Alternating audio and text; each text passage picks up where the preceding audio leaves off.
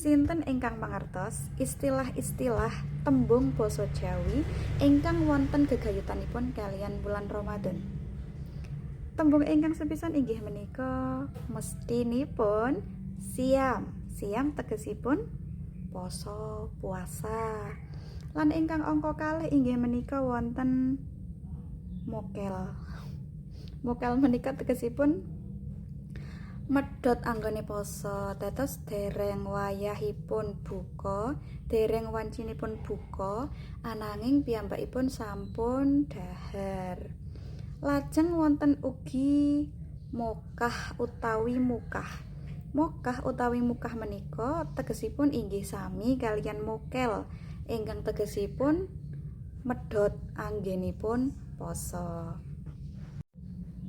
Lajeng wonten istilah ngabuburit ing basa Indonesia. Manawi dipun basaaken Jawa dados menapa nggih ngabuburit menika?